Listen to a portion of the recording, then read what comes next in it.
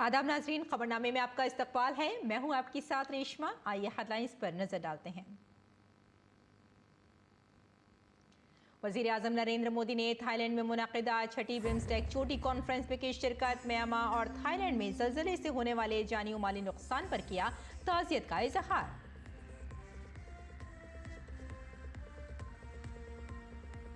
वज़ीर आज़म नरेंद्र मोदी और बांग्लादेश के चीफ एडवाइज़र मोहम्मद यूनुस की थाईलैंड में हुई मुलाकात। वज़ीर आज़म ने अक़लियतों की हालत पर खुलकर की बात, गहरी तशवीश का किया इजहार। बांग्लादेश में इंतखाबात पर भी की बातचीत।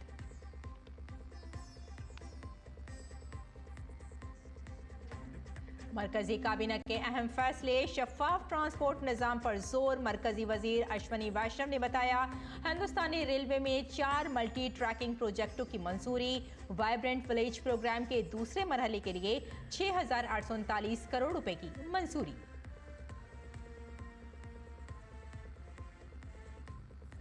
पार्लियामेंट का बजट इजलास खत्म। दोनों ऐवानों ने बजट के अमल के साथ कानून साजी का काफी काम किया। वक्फ तरमीमी बिल समेत कई अहम बिल हुए मंजूर।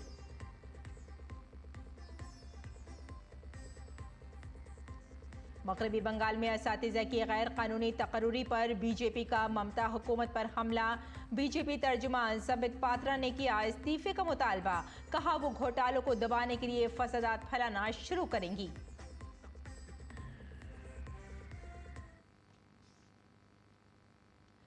और आइए अब तफसील से डालते हैं खबरों पर नजर। और बुलेटिन में सबसे पहले बात करते हैं वजीर आजम नरेंद्र मोदी के थाईलैंड दौरे की।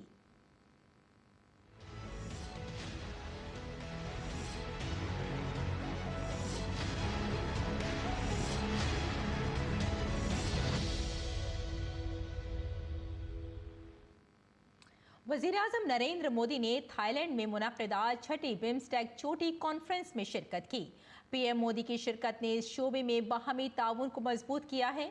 कॉन्फ्रेंस में पीएम मोदी का शानदार इस्तकबाल किया गया। थाईलैंड के दारुल हुकूमत बैंकॉक में सरबराहान मुमलिकत और खलीज की हुकूमत की छठी सरबराह कॉन्फ्रेंस का इनेकाद किया जा रहा है। सरबराह इजलास का मकसद मुश्तरका सलामती और तरक्याती चैलेंजों से निमटने के लिए रुकन ममालिक के दरमियान ताउन को बढ़ाना है।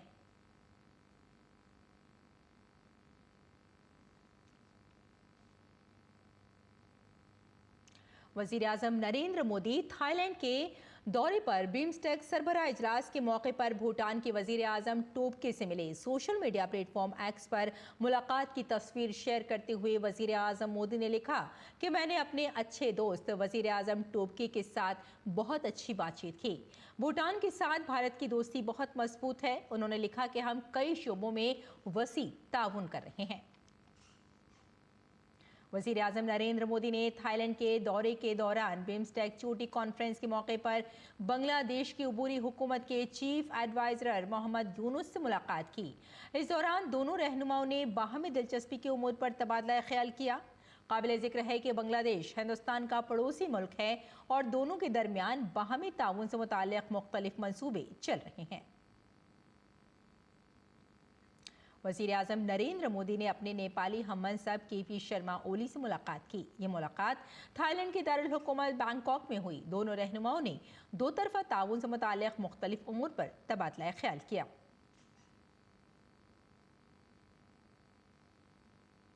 खारजा सेक्रेटरी विक्रम मिस्री ने कहा कि वज़ीर आज़म नरेंद्र मोदी ने थाईलैंड में मुनक़िदा छठी बिम्स्टेक चोटी कॉन्फ्रेंस के दौरान बांग्लादेश के चीफ एडवाइज़र मोहम्मद यूनुस और बांग्लादेश की माज़ूल वज़ीर आज़म शेख हसीना से भी बातचीत की। जहाँ तक शेख हसीना का सवाल है और उनके सिलसिले में जो बांग्लादेश की ओर से एक निवेदन आया है, इसके बारे में बातचीत हुई थी। और जो हमारे स्पोक्स पर्सन हैं उन्होंने पहले ही इसके बारे में आपको अवगत किया है कि हमारे पास इस मुद्दे पे एक निवेदन आया है। माइनॉरिटीज़ की, अल्पसंख्यकों की जो वहाँ पे हालत है और इस विषय को लेके प्रधानमंत्री जी ने इस मुद्दे को खुल के सामने रखा। उन्होंने आशा जताई कि बांग्लादेश सरकार इस विषय पे अपनी जिम्मेदारियों पे खरी उतरेगी और इन चीज़ों को आगे इनकी जांच करेगी। अमरीकी सदर डोनाल्ड ट्रंप के टैरिफ के ऐलान पर वजारत खारजा के सेक्रेटरी विक्रम मिस्री ने कहा कि अमरीकी टैरिफ का फिलहाल भारत के तनाजुर में मुशाहिदा किया जा रहा है। वजारत खारजा के साबिक सेक्रेटरी पी कुमारन ने कहा कि हम अमरीकी इंतजामिया के साथ मुसलसल बातचीत कर रहे हैं। We are still studying this. It's a very recent development. We continue to have discussions with the counterparts in the US administration. And plus, we are also trying to first use all available data to try and analyze the implications for our industry and to address concerns in our own country first before we take it up with any multilateral forum. वज़ीर आज़म नरेंद्र मोदी की सदारत में इक़्तिसादी उमूर की काबीना committee ने railway की वजारत के 4 प्रोजेक्टों को मंजूरी दी है, जिसकी कुल लागत तकरीबन 18,658 करोड़ रुपए है। ये 4 प्रोजेक्ट महाराष्ट्र, उड़ीसा और छत्तीसगढ़ के 15 अजला का अहाता करते हुए मौजूदा रेलवे नेटवर्क को तकरीबन 1,247 किलोमीटर तक पहुँचाने में मदद करेंगे। काबीना के फैसलों के बारे में जानकारी देते हुए मरकजी वजीर अश्वनी वैष्णव ने कहा कि इन मंसूबों से सफरी सहूलियात में बेहतरी आएगी, रसद की लागत और तेल की दरामद में कमी और कार्बन डाइऑक्साइड के अखराज में भी कमी आएगी। ये 4 प्रोजेक्ट अकेले 95 करोड़ लीटर डीजल बचाते हैं, 95 करोड़ लीटर डीजल बचाते हैं, 477 करोड़ कार्बन डाइऑक्साइड बचाते हैं और 7,575 करोड़ के बराबर का जो फॉरेन एक्सचेंज जाता था, उस मतलब डीजल पे जो एक्सपेंडिचर होता देश का, देश के पॉइंट ऑफ व्यू से वो बचता है इससे। और this is equivalent to planting 19 crore trees. 19 crore trees plant करते, उससे जितना हमको एनवायरमेंटल बेनिफिट मिलता, वो बेनिफिट इन 4 प्रोजेक्ट अलोन से मिलेगा। That's why it's so very important to make this investment so that we can really give a cleaner country, cleaner environment to our next generations. ये इसी point of view से प्रधानमंत्री जी का बहुत बड़ा focus है। काबीना ने माली साल 2024-25 से 2028-29 के लिए 6,839 करोड़ रुपए की लागत से वाइब्रेंट विलेज प्रोग्राम के दूसरे मरहले को भी मंजूरी दी है। 2023 में फर्स्ट फेज हुआ था कवर और आज सेकेंड फेज कवर हुआ, जिसमें 6,839 करोड़ रुपीस से और नए प्रोजेक्ट्स ऐड हुए, गुजरात के, राजस्थान के, पंजाब के और इधर बांग्लादेश से related border area, Mizoram, Myanmar से रिलेटेड एरियाज, इन सब को कवर करके एक सेकेंड फेज इसका चालू किया है। पार्लियामेंट की कार्रवाई गैर मुय्यना मुद्दत के लिए मुलतवी कर दी गई। लोकसभा के स्पीकर ओम बिरला ने जुमे को ऐवान को गैर मुय्यना मुद्दत के लिए मुलतवी करते हुए कहा कि इस सेशन के दौरान लोकसभा में वक्फ तरमीमी बिल समेत कुल 16 बिल मंजूर किए गए। अपोजिशन अरकान के शोर शराबे और नारेबाजी के दरमियान उन्होंने कहा कि बजट इजलास में 26 इजलास हुए और मजमूई कामकाज 118% से ज्यादा रहा। सदर द्रौपदी मुर्मू के खिताब पर शुक्रिया की तहरीक पर बहस में 173 अरकान ने हिस्सा लिया। ओम बिरला ने कहा कि ऐवान में मरकजी बजट पर बहस में 169 अरकान ने हिस्सा लिया, जबकि इस सेशन के दौरान 10 सरकारी बिल पेश किए गए और वक्फ तरमीमी बिल 2025 समेत 16 बिल मंजूर किए गए। उन्होंने कहा कि इजलास में 3 अप्रैल तक वक्फा सिफर के दौरान 202 अरकान ने अवामी अहमियत के मसाइल उठाए, जो ऐवान में एक रिकॉर्ड है। राज्यसभा की कार्रवाई भी गैर मुय्यना मुद्दत के लिए मुलतवी कर दी गई। चेयरमैन जगदीप धनखड़ ने ऐवान को गैर मुय्यना मुद्दत के लिए मुलतवी करने का ऐलान करते हुए कहा कि बजट इजलास में ऐवान में कामकाज 90% रहा। राज्यसभा के बजट इजलास में सदर के खिताब पर 3 दिन तक बहस हुई। बजट 2025-26 पर भी माने खेज मुबाहिसे हुए। 49 प्राइवेट मेंबर बिल पेश किए गए और ऐवान 4 इजाफी घंटे समेत कुल 169 घंटे चला। ऐवान का इजलास कल सुबह 11 बजे शुरू हुआ और आज सुबह 4:02 पर ख़त्म हुआ, जो इस ऐवान की तारीख का तवील तरीन इजलास रहा। और अब बात वक्फ बिल की, तो आपको बता दें कि वक्फ बिल पार्लियामेंट ने मंजूर कर लिया है। आइए समझते हैं कि वक्फ क्या है और इस बिल से समाज को क्या फ़ायदा होगा। दरअसल वक्फ का तस्वुर इस्लामी क़वानून और रिवायात में पेवस्त है। इससे मुराद वो अतिया है जो मुसलमान की तरफ से खैराती या मजहबी मकासद के लिए दिया जाता है, जैसे कि मस्जिद, स्कूल, हस्पताल या दीगर अवामी इदारों की तामीर। वक्फ की एक और वजाहती खुसूसियत ये भी है कि ये नाकाबिल तकसीम है, यानी इसे फ़रोख्त, तोहफ़ा या विरासत में नहीं दिया जा सकता और इस पर कोई बोझ नहीं डाला जा सकता है। एक बार वक्फ के तौर पर नामजद होने के बाद मिल्कियत वक्फ करने वाले से अल्लाह को मुंतकिल कर दी जाती है और इसे नाकाबिल तब्दील बना दिया जाता है। चूँकि अल्लाह हमेशा से है, इसलिए वक्फ जायदाद भी हमेशा के लिए होती है।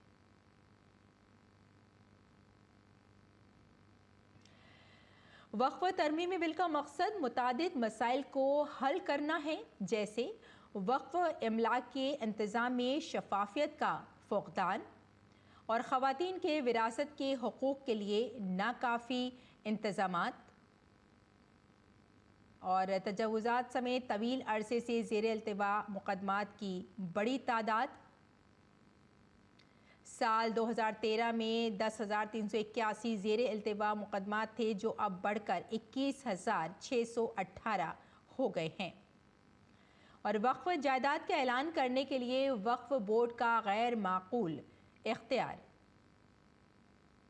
सरकारी अराजी को वक्फ करार देने से मुताल्लिक़ बहुत से तनाज़ात भी खड़े हो रहे थे। वक्फ इमलाक का सही हिसाब किताब और साथ में ऑडिटिंग का फुक़दान भी नज़र आ रहा था। वक्फ के इंतज़ाम में इंतज़ामी नाअहल नज़र आ रहे थे और साथ में अमानत के असासों के साथ गलत लेन देन की भी खबरें थी।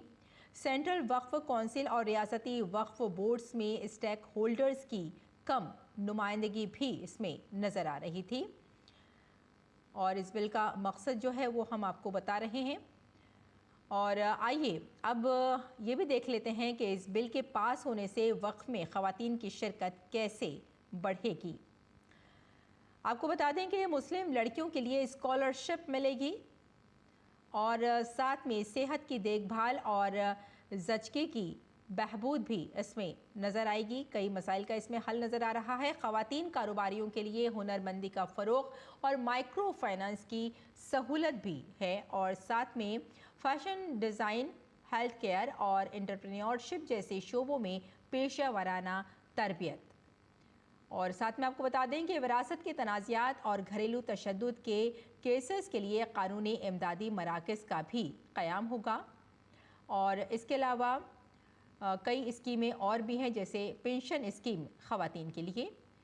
और हुकूमत के इस कदम से गरीबों की भी तरक्की होगी। कैसे, आइए ये भी देख लेते हैं कि शफाफियत और जवाबदेही के लिए डिजिटलाइजेशन और साथ में एक मरकज़ी डिजिटल पोर्टल वक्फ इमलाक की शिनाख्त भी करेगा। गरीबों की भी इसमें तरक्की नज़र आ रही है। और इसके अलावा ये बता दें कि ऑडिटिंग और अकाउंटिंग के इक़दामात माली बद इंतज़ामी को भी रोकेंगे। ये वक्फ तरमीमी बिल हम आपको बता रहे हैं और ये यकीनी बनाएगा कि फ़ंड सिर्फ फलाही मकासद के लिए इस्तेमाल किए जाएं और साथ में फ़लाह बहबूद और तरक्की के लिए आमदनी में इजाफ़ा भी होगा। इसमें सभी लोगों की तरक्की शामिल है और वक्फ बोर्ड्स की आमदनी में भी इजाफ़ा होगा, जिससे वो फलाही प्रोग्रामों को वसअत दे सकेंगे। और सेहत की बात करें तो सेहत की देखभाल, तालीम, रिहाइश और रोज़ी रोटी सपोर्ट के लिए फ़ंड्स मुख्तस इसमें किए जाएंगे। बाकायदा इसमें ऑडिट और मुआयने वाली नज़्म ज़ब्त को फ़रोग़ भी दिया जाएगा। तो वक्फ तरमीमी बिल क्या है और इससे क्या फ़ायदा हो सकता है, ये हमने आपको बता दिया। और साथ ही अब बताते चलें कि वक्फ तरमीमी बिल पार्लियामेंट से मंजूर होने के बाद वज़ीर आज़म नरेंद्र मोदी ने इसे एक अहम लम्हा करार दिया है। वज़ीर आज़म ने एक्स पर कहा कि वक्फ तरमीमी बिल और मुस्लिम वक्फ मनसूख बिल की पार्लियामेंट के दोनों ऐवानों से मंजूरी समाजी और इक़्तिसादी इंसाफ, शफाफियत और जामे तरक्की के लिए हमारी इज्तिमाई कोशिशों में एक अहम लम्हा है। वज़ीर-ए-आज़म नरेंद्र मोदी ने कहा कि ख़ास तौर पर उन लोगों की मदद करेगा जो तवील अरसे से पसमानदा हैं, जिनकी आवाज़ें सुनाई नहीं दे रही हैं और जो मौक़े से महरूम हैं। वज़ीर-ए-आज़म ने कहा कि कई दहाइयों से वक्फ निज़ाम में शफ़ाफ़ियत और एहतसाब का फ़ुक़दान है। इससे ख़ास तौर पर मुस्लिम ख़वातीन, गरीब मुसलमानों और पसमानदा मुसलमानों के मफादात को नुकसान पहुँचा। उन्होंने कहा कि पार्लियामेंट के मंजूर करदा कवानीन से शफाफियत में इजाफा होगा और अवाम के हुकूक का भी तहफ़्फ़ुज़ होगा। इसके साथ ही वज़ीर-ए-आज़म ने यह भी कहा कि हम एक ऐसे दौर में दाखिल होंगे जो वक्त के साथ हम आहंग होने के साथ साथ समाजी इंसाफ के लिए पुरअज़्म भी होगा। साथ ही उन्होंने कहा कि हम इस बात को यकीनी बनाने के लिए पुरअज़्म हैं कि मुल्क के हर शहरी की इज्जत को तरजीह दी जाए, ज़्यादा बाइख्तियार, जामे और हसास हिंदुस्तान की तामीर में बहुत अहम साबित होने वाला है। मरकज़ी वज़ीर दाखिला अमित शाह ने पार्लियामेंट के ज़रिए वक्फ तरमीमी बिल 2025 की मंजूरी को एक तारीख़ी दिन करार दिया है। उन्होंने एक्स पर पोस्ट किया और कहा कि आज एक तारीख़ी दिन है जब पार्लियामेंट ने वक्फ तरमीमी बिल 2025 की मंजूरी दी है, जिससे बरसों की नाइंसाफ़ी और बदउनवानी के दौर का खात्मा हुआ और इंसाफ और मसावात के दौर का आगाज़ हुआ। इस बिल के ज़रिए वक्फ बोर्ड और वक्फ इमलाक मज़ीद जवाबदेह, शफ़ाफ और मसावी होने जा रहे हैं। इससे मुस्लिम कम्युनिटी के गरीबों, ख़वातीन और बच्चों को यकीनन फ़ायदा होगा। मैं वज़ीर-ए-आज़म नरेंद्र मोदी जी और अक़लियती उमूर के वज़ीर किरण रिजिजू को इस अहम बिल के लिए मुबारकबाद पेश करता हूँ जो करोड़ों लोगों को इंसाफ फराहम करता है। इसके अलावा मैं उन तमाम जमातों और अरकान पार्लियामेंट का तहे दिल से शुक्रिया अदा करता हूँ जिन्होंने इसकी हिमायत की। मरकज़ी वज़ीर गिरिराज सिंह ने पार्लियामेंट के दोनों ऐवानों से वक्फ तरमीमी बिल की मंजूरी की सताइश की है। उन्होंने कहा कि एक नए बाब का आगाज़ है। इस बिल से करोड़ों मुसलमानों को फ़ायदा पहुँचेगा। लोगों ने देखा किसी की नागरिकता नहीं गई, उसी तरह लोग देखेंगे गरीब मुसलमानों के ज़िंदगी में, महिलाओं के ज़िंदगी में, विधवाओं के ज़िंदगी में कैसे मुस्लिम समाज के लिए ये उपयोगी होता है।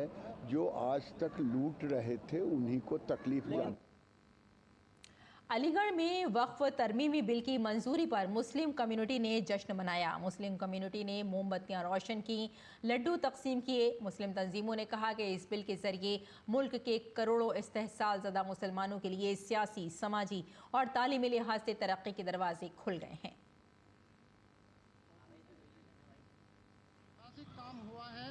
इस बिल के जरिए देश के करोड़ों मुसलमानों को जो पसमानदा तबके से ताल्लुक रखते हैं, आगे बढ़ने के दरवाजे इस बिल के जरिए खुले हैं। पसमानदा और गरीब मुसलमानों में खुशी की लहर है और हमने भी आज मिष्ठान वितरित किया है, आतिशबाजी की है और जिस तरीके से मुसलमानों के विकास के रास्ते में एक अंधियारा था, वक्फ संशोधन बिल पास होने के बाद एक नई रोशनी की उम्मीद जगी है। आइए आगे बढ़ते हैं। लोकसभा स्पीकर ओम बिरला ने कांग्रेस पार्लिमानी पार्टी की सरबराह सोनिया गांधी का नाम लिए बगैर कहा कि वक्फ तरमीमी बिल पर उनके रिमार्क्स अफसोसनाक हैं और पार्लिमानी तर्ज अमल के मुताबिक नहीं हैं। राज्यसभा की रुकन सोनिया गांधी ने इल्ज़ाम लगाया था कि वक्फ तरमीमी बिल 2025 ज़बरदस्ती मंजूर किया गया और ये बिल आइन पर खुला हमला है। ओम बिरला ने यह भी कहा कि पार्लिमानी उमूर के वज़ीर किरण रिजिजू पर बजट इजलास के आखिरी दिन सोनिया के रिमार्क्स का हवाला देने के बाद लोकसभा में किसी सीनियर रुकन के लिए कार्रवाई पर सवाल उठाना मुनासिब नहीं था। कांग्रेस के एक वरिष्ठ सदस्य जो कि सदन की सदस्य रह चुकी है, वर्तमान दूसरे सदन की सदस्य है, द्वारा सदन के परिसर में ऐसा वक्तव्य दिया गया है कि सदन द्वारा वक्फ संशोधन विधेयक जबरदस्ती पारित किया गया। वक्फ संशोधन विधेयक पर सदन द्वारा 13 घंटे 53 मिनट चर्चा की गई, जिसमें सभी दलों के 61 सदस्यों ने विचार रखा है। इस विधेयक पर 3 बार मत विभाजन हुआ, अतः इस विधेयक सदन के नियमों के अनुसार पारित किया गया। सदन की कार्रवाई पर एक वरिष्ठ सदस्य द्वारा प्रश्न उठाना उचित नहीं है और ये संसदीय लोकतंत्र की मर्यादा के अनुरूप भी नहीं है। और बीजेपी के सीनियर लीडर रविशंकर प्रसाद ने वक्फ तरमीमी बिल की मंजूरी पर सोनिया गांधी के तबसरों पर तनकीद की है। हमारे नामानिगार शैलेंद्र मिश्रा से खुसूसी बातचीत में उन्होंने राहुल गांधी के बिल पर ऐवान में न बोलने और प्रियंका गांधी की गैर हाजिरी पर भी सवालात उठाए। बीजेपी के वरिष्ठ नेता रविशंकर प्रसाद हमारे साथ था। सोनिया गांधी ने सर एक जो बयान दिया उस पर हमने देखा कि लोकसभा अध्यक्ष ने भी टिप्पणी की बिना नाम लिए, क्या कहना है? सुबह 3 बजे हम लोग गए, 12 बजे दिन से शुरू हुआ। राज्यसभा के मेंबर सुबह 4 बजे गए। इतनी लंबी बहस तो उन्हें देखी ही नहीं है, फिर भी आप कह रहे हैं बिना बहस के हड़बड़ी में पास किया गया। खुलकर चर्चा हुई, आप लोगों ने दिखाया, देश ने देखा, टीवी पर पूरे देश ने देखा कैसे चर्चा हुई है। और मैं तो बहुत विनम्रता से सोनिया जी से पूछूंगा कि आपके पुत्र राहुल गांधी जी क्यों नहीं बोले? विपक्ष के नेता है ना, कहते हैं हमको बोलने नहीं दिया जाता। और आपकी पुत्री श्रद्धामना प्रियंका जी हाउस में क्यों नहीं आई? बोलना चाहिए था। वायनाड से जीत के आई हैं, मुस्लिम लीग के सपोर्ट से जीत के आई हैं, क्यों नहीं बोली? तो ये बड़े सवाल हैं। वक्फ कानूनी संस्था है, धार्मिक नहीं है। और वक्फ के मुतवल्ली मैनेजर होते हैं, ये मोहम्मदन लॉ है। तो मैनेजर साहब मैनेजरी ठीक कर रहे हैं या अपने प्रॉफिट कमा रहे हैं, ये सवाल तो ज़रूरी है ना। 8 लाख संपत्ति है वक्फ की। कितने स्कूल खुले, कितने कॉलेज खुले, कितने यूनिवर्सिटी खुली, कितने स्किल सेंटर खुले, और महिलाओं को, खवातीनों को क्या इज्जत मिलती है वक्फ की प्रॉपर्टी में? और जो हमारे पसमानदा मुसलमान हैं पिछले, उनको क्या मिलता है? तो ये सवाल उठने चाहिए कि नहीं? तो जो मुतवल्ली मैनेजर साहब है उनको हिसाब देना पड़ेगा। कैमरामैन विक्की राजपूत के साथ शैलेंद्र मिश्रा, डीडी न्यूज, दिल्ली। पार्लिमानी उमूर और अक़लियती उमूर के मरकजी वजीर किरण रिजिजू ने बजट इजलास के कामयाब अख्ताम पर एक प्रेस कॉन्फ्रेंस की।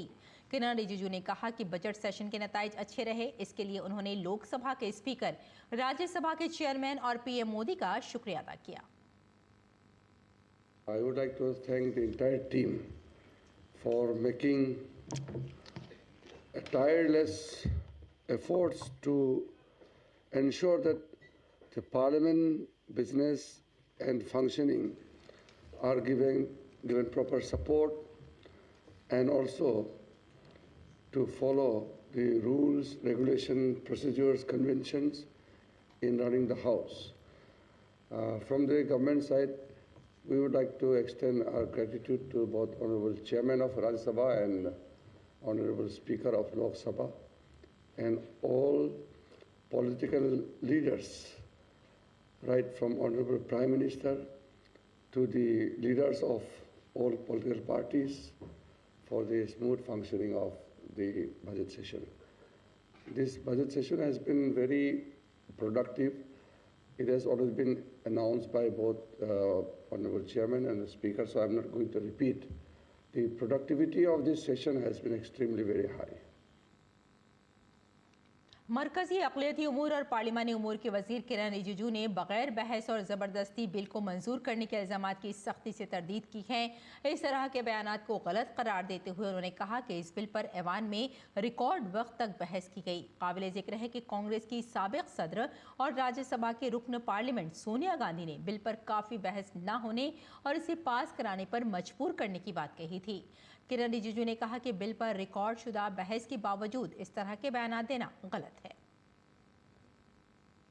वक्फ अमेंडमेंट बिल में पुराना रिकॉर्ड जो एस्मा एक्ट पे चर्चा हुई थी 1981 में 16 आवर्स 51 मिनट्स डिस्कशन हुआ था, इसको रिकॉर्ड तोड़ कर कल राज्यसभा में 17 आवर्स 2 मिनट्स चर्चा करके हिस्टोरिक सबसे लंबी चर्चा आज तक किसी बिल में पारित हुआ। कई सांसद मेरे पास आए थे, आकर के मुझे कहा कि दूसरे सदन के एक सदस्य ने इतना मेहनत करने के बावजूद भी ये एलिगेशन लगाया कि बिना चर्चा बुलडोज करके बिल पास किया गया है।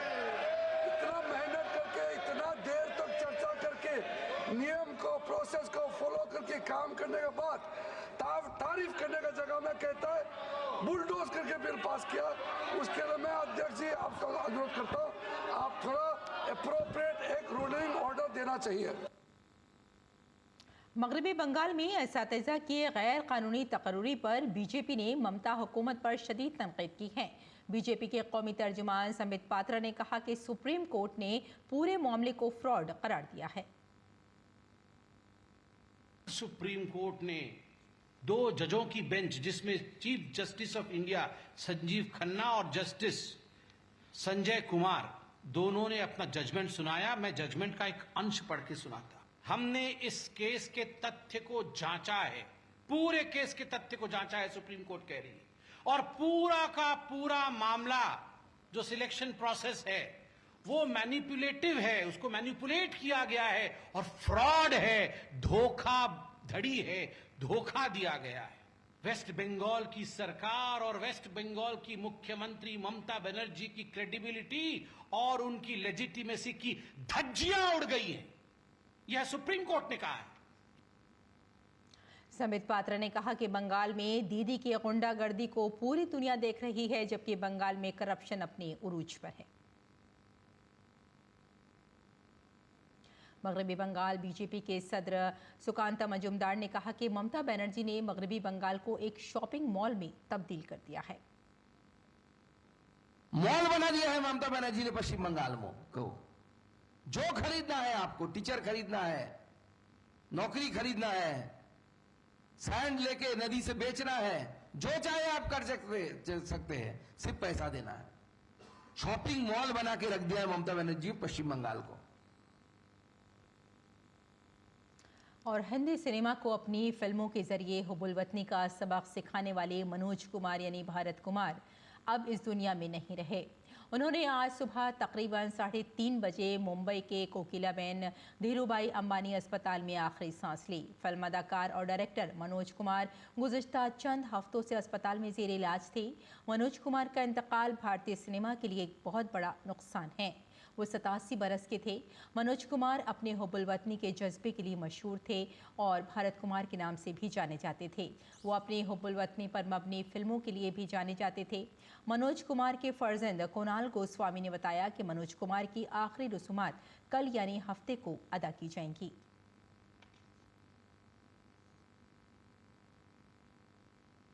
तो नाज़रीन, खबरनामे में फिलहाल इतना ही। इजाज़त दें। आदाब।